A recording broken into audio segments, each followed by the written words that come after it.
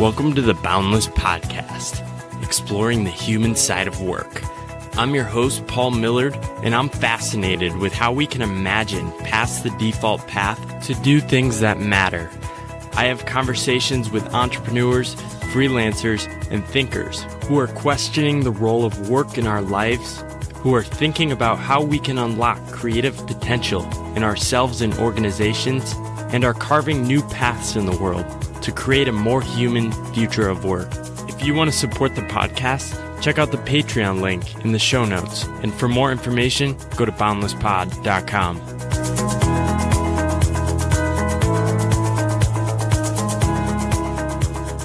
Today, I'm talking with Ted Bauer, who is a blogger at The Context of Things, where he writes prolifically about leadership, management, and the future of work. He also works as a freelance writer and content strategist. Welcome to the podcast, Ted. I'm glad to be here, man. Thanks a lot for having me. Why don't you start with a story you were telling me? Talk to me about when you were hitting a wall in your work in the corporate world and you decided, I'm going to call bars in Sydney, Australia to see if they'll hire me. Yeah, so I had been at the longest tenured place I've ever worked is ESPN, and I had been at ESPN probably about 5 years, and I was probably, I want to say like 6 months short of turning 30, and it just felt like I came in every day and I didn't do like anything of relevance whatsoever. It was basically just a ton of middle managers telling you this is urgent versus that's urgent, and then ultimately you check a lot of boxes. Or one of my friends there always used to say it was a hurry up and wait job, where you do a bunch of stuff. Yeah, you do a bunch of stuff and then basically someone sits on it for 3 weeks, even though they told you when they were telling you to do it that it was like immediate urgency.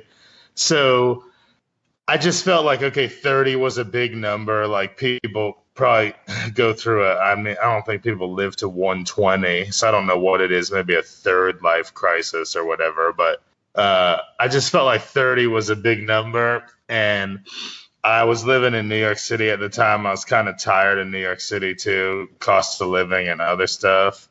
And it just felt like, man, I need to get as far away from this crap as possible. So that both meant physically, where I was like, what's the other side of the world? And I figured, okay, like Australia and New Zealand. So that was step one. And then step two was like, what's the other side of like corporate existence? And I thought, okay, like service industry would be up there, you know? So I basically did a Google map search for like Sydney Opera House.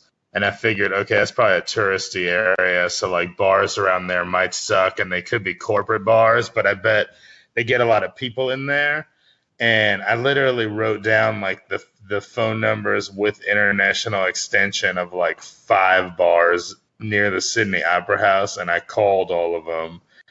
One of them had like a bunch of openings. Obviously, the visa situation is sticky. I'm also probably like maybe more averse to change than I want to always admit. So it didn't pan out, but that was kind of like a nadir of my, maybe not like overall corporate existence, because I probably have worse stories than that, but it was, I'd be totally willing to like move 8,000 miles away or whatever it is and like pour beer for people as opposed to doing this, you know? So that was kind of a moment for you where you said, okay, I'm definitely at minimum committing to a different path, but those calls might have just been a way to like test the waters of moving on to something else. Right. When did you first kind of think, okay, maybe I can do this on my own, taking a self-employment path? Was it before the Sydney calls or after that? Well, I guess I had like thought it at times in my 20s and stuff. How it came to happen was, okay, so I ended up going to grad school for this like org development. Kind of like I took a bunch of MBA coursework, but I don't officially have an MBA. So it's like business school coursework, but my focus was org development, which was stupid and hindsight, because a lot of employers just look at org development and they're like, oh, you want a job in HR. But that was like not at all why I did it. I just probably could have like done my value prop stuff better.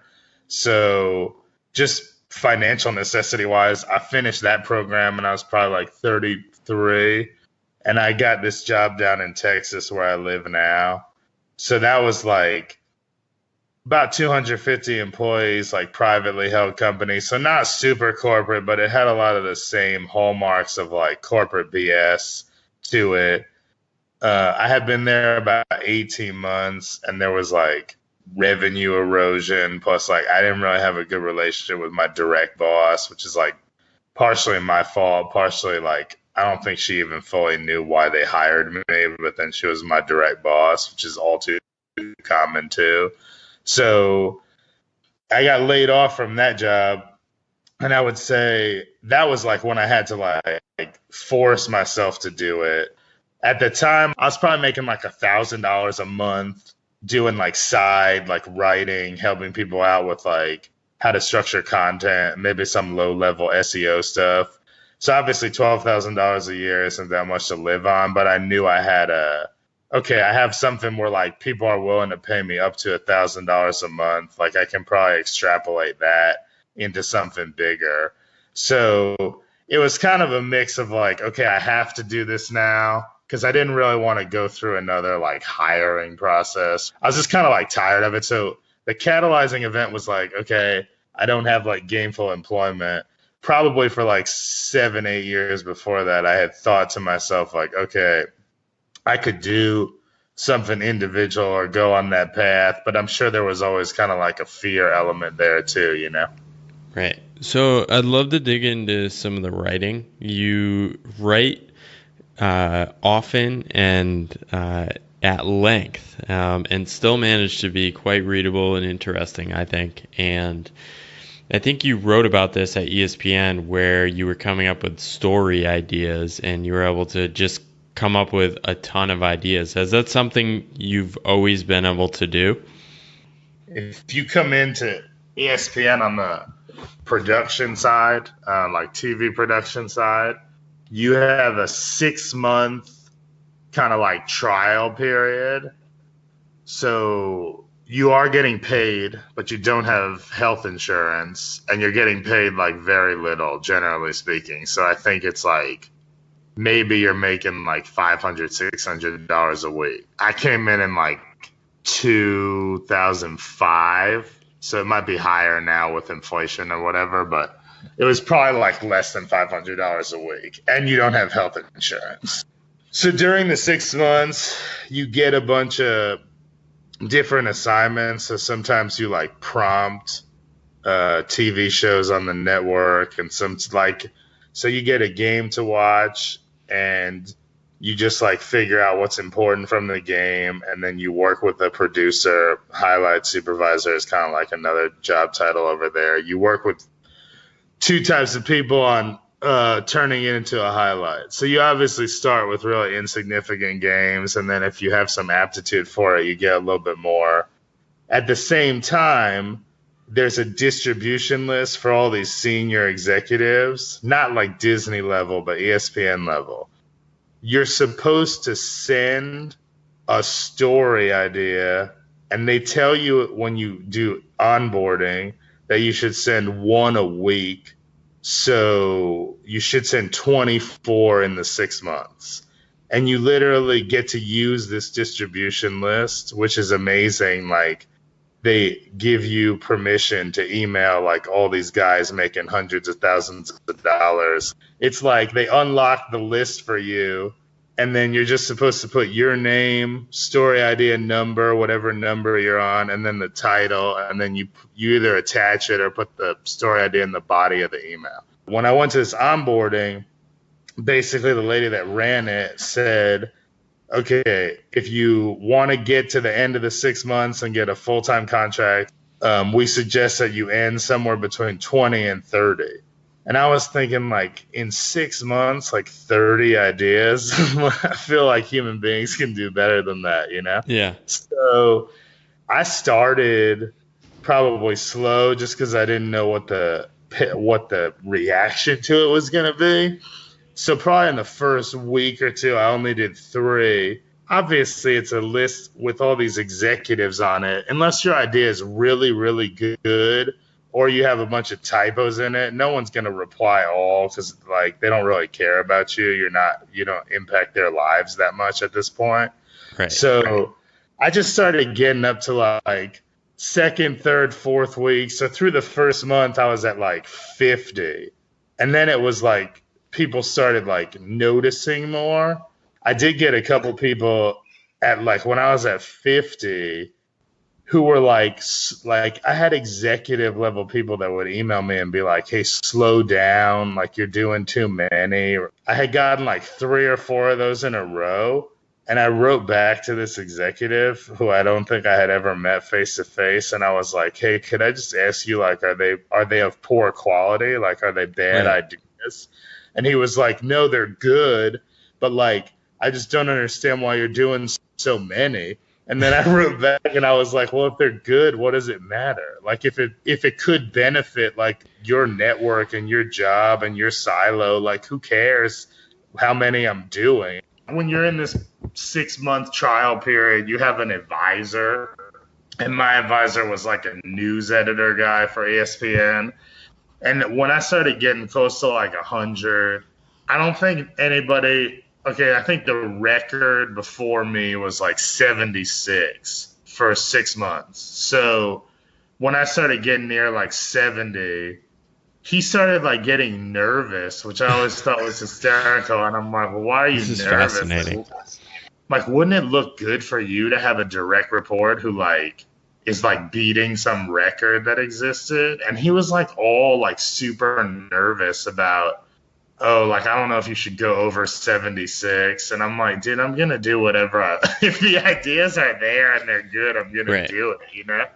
I'd love to dive into that. Like, do you have a process that enables you to come up with ideas, or is it writing things down? 2 things on that. Like, I had grown up big into sports. So, like, I would see stuff happen or, like, be on Google News looking at stuff and, like, one thing would connect in my brain to another, and I would just try to write something down and come up with it. So that was like, I had such a background in sports that a lot of that stuff came naturally to me. Now more when I do it, my brain will randomly connect things in maybe ways that I haven't seen a ton of other people do. But process-wise, I feel like, especially like if I have a freelance content client type deal and it's in an industry or vertical that I know nothing about, then it's all about like, I'll go and try to read a bunch of different stuff and I'll just make a lot of notes. And like, I used to handwrite it when I was first doing freelance because it kind of resonates more. Now, a lot of times I'll just open like a Google document and I'll paste like links into it, and then I'll bullet point like what I learned from that. And then if I get to about 5 or 6 articles about an industry that I know nothing about, I'll just like look at all the bullet points and try to see if there's overlap. I'd love to dive into the whole manager perspective. You've said you've read a lot about it. In your bio, you write about the future of work, and you say it's basically 2 things. A, the technological changes, and B, how we react to it. And you say, which I tend to agree, the tools are better, but the managers are not. Why aren't the managers getting better? What's your hypothesis? I think the biggest thing for me is that, like, what people avoid reality-wise is that it feels to me, this is like almost every job I've ever had. It feels to me that a lot of managers use the technology as a way to hide from people instead of a way to engage with people. And like, I want to say that the technology is designed to connect, but I think both of us know it's designed to like make somebody more money ultimately. So that's the sad part of it. The thing is so many bad managers, and I get that like some conversations you have to have with employees are hard. Some are going to be awkward. Like, so many bad managers put all that stuff on email or like in some platform, like some management platform or some HR tool or whatever. And so like there's no real connection between you and the person that manages you. And I get Right. that managers shouldn't be like best friends with their employees because that's a whole nother trouble zone. But I think the problem is people use the tech as a way to hide instead of a way to bolster engagement, which is how the tech is sold.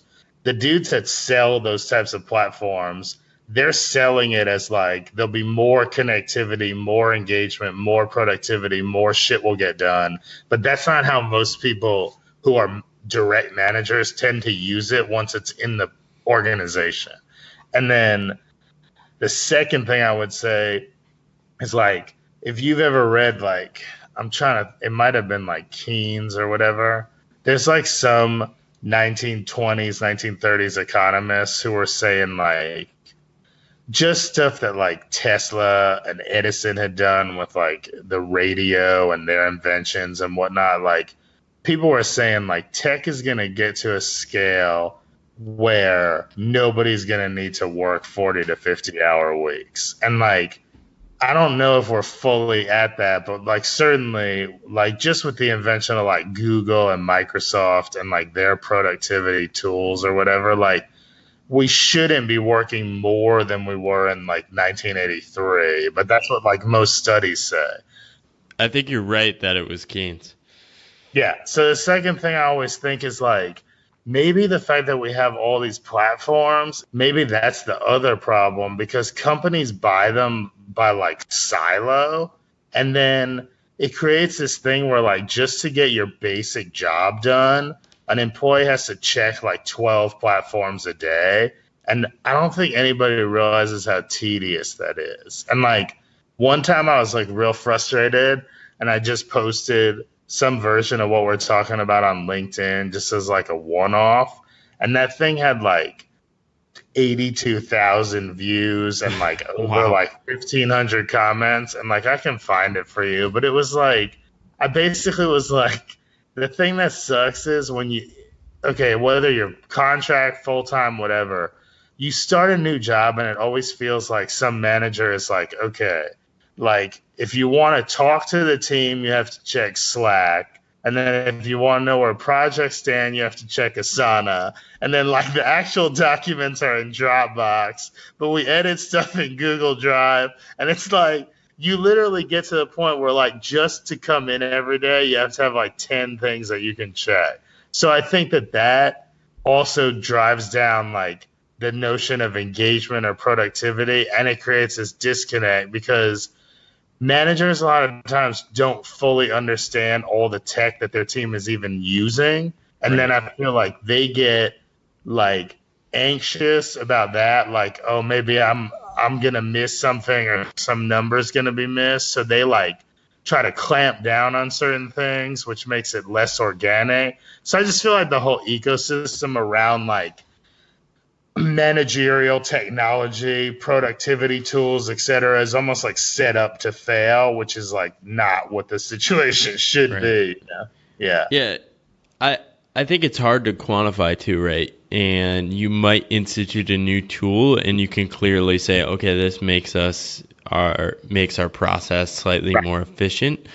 But people often underestimate the second order effects, which are harder to quantify. And once you've added 10 different platforms, like you say, you have then created so much complexity that, and this is where you almost get away from that moving from a 40 to a 15-hour work week that Keynes was saying, is you then have to create more jobs to manage the complexity, Yeah. which Yeah. leads to this vicious cycle of it's like complexity creep and suddenly Yeah. nobody knows what anyone is doing and why. And have you seen like this was from a couple of years ago, but I'm sure it's still somewhat accurate. There was a stat maybe like a year and a half, 2 years ago that like the rise in job titles that were account manager, channel manager, project manager was like 890% from like 2006 to 2016. And it's like, that's exactly what you're saying is like, we created all these platforms and all these ways of getting stuff done, which on surface is super positive. But then what happens is all these silos install them in their own way. So there's this complexity creep. So now we need all these account managers to like let A talk to B, whereas like A and B are probably in the same building and like they could just go talk to each other, but we need to hire a C person to enable them to speak to each other about where documents reside. Have you read David Graeber's book, Bullshit Jobs? I have it and I started it, but I'm not done with it. But I've read some other, in the last 4 years, I've read some of like his essays and stuff. So, I mean, I'm familiar with the overall ecosystem around it for sure. Yeah. So definitely recommend his stuff. And I've just been fascinated with his perspective. And he ties a lot of it to, it's almost so much is focused on the job as the vehicle for kind of our dignity, self-worth, meaning, and especially in the U.S. for benefits, healthcare. And we're kind of stuck. And it's interesting to know what the release valve might be. I've seen people throw out things like the 4-day work week or universal basic income, but it does seem like there needs to be some sort of release valve to distance from this system we're tied to, which just creates a lot of complexity and anxiety for people in these organizations. So what's wrong with the hiring process and what can we do about it? I mean, there's a lot wrong with it. I guess I would say like the main thing to me, just at the 35,000 foot level, is like, think about how much money, especially in the first world, people put into education. So like the whole principle of education kind of at face is like, or at base is like, okay, you're not going to know everything, but education is powerful. Learning is powerful. You should pursue these learning opportunities. But then like, as soon as you try to enter a job market, the whole job market is rooted in like, we only want people that have done this exact type of thing before. It's true. Like, there's such a massive disconnect there. It's like, man, I just spent, like I did Teach for America. So they do like debt relief or whatever. But like I went to Georgetown. I probably would have spent like, without debt relief, I probably would have spent like $160,000+ on college. And it's like, every job you initially encounter when you're like 22, 23, applying for jobs is like, they're like, oh, you haven't done this type of job before? Well, we're going to screen you out of the process. It's like, oh, but I was just like, spent $200,000 like being told that like learning matters, you know? Yeah. So that's the big disconnect. Obviously, there's like tech parts of the process that are a problem. Like, you're seeing some companies now move away from ATS, which is good because ATS is usually like old school SEO, where it's just like if your resume has the right keywords, you'll advance even if you're not the best candidate. You're seeing some companies move more towards like AI and like predictive models. And I'm sure there's going to be problems with bias and stuff within that, which is going to be another landmine.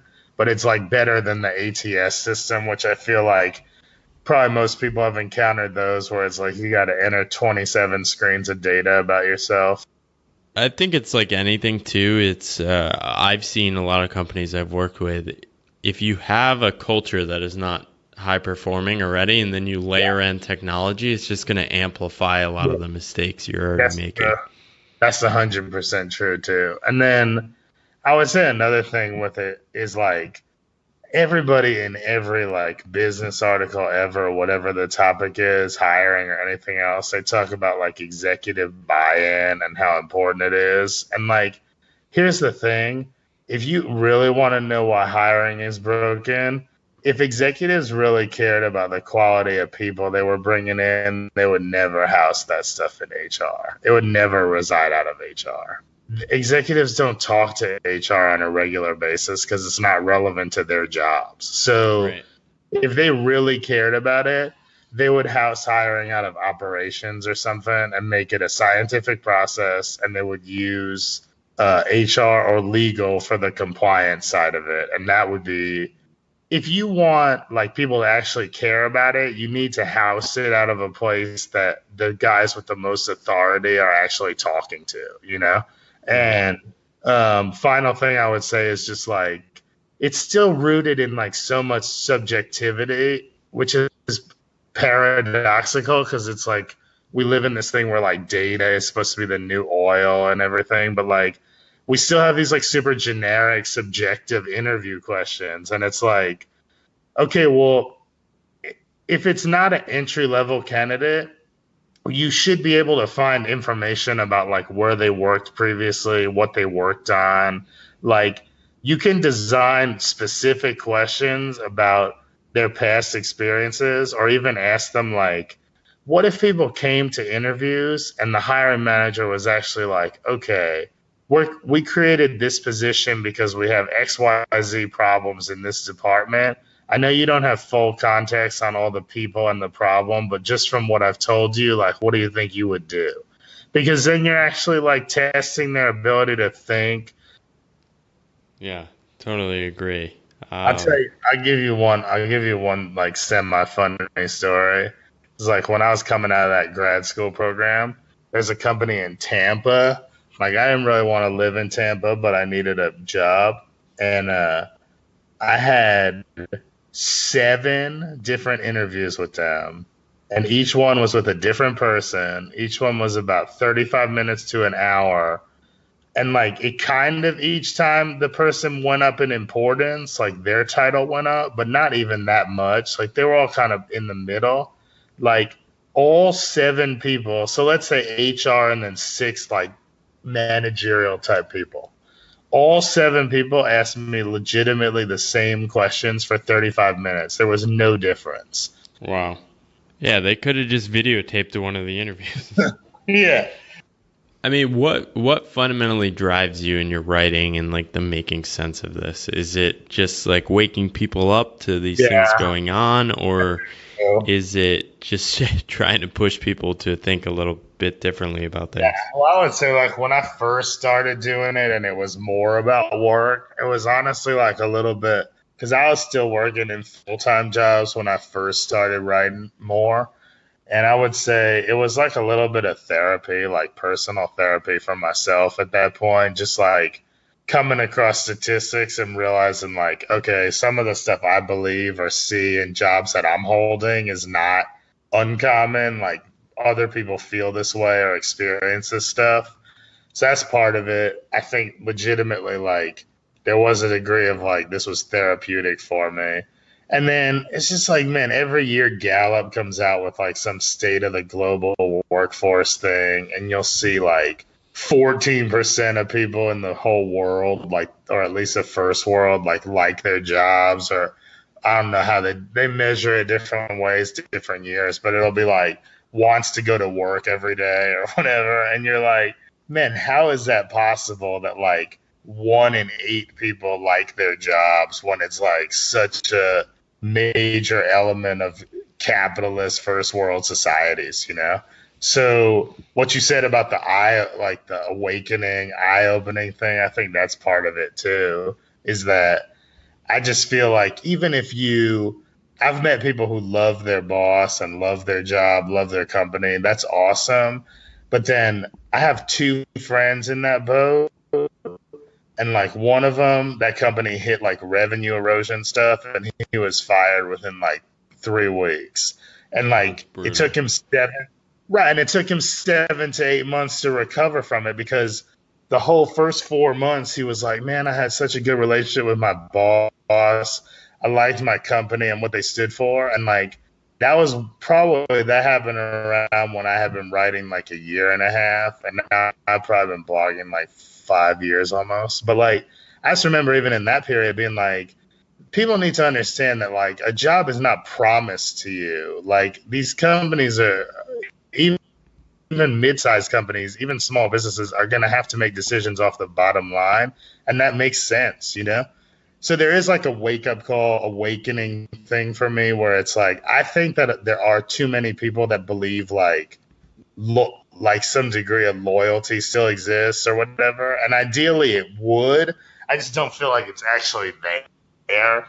And there's like a million examples of it not being there. So just like people navigating to a place where they understand work is relevant and it's important and like you need it to support your family or your way of life, but that you also have to view it as like it's gonna change and like the whole tapestry of it is gonna be transitory in some respects. So just kind of like that awakening level too, I think is kind of what drives me.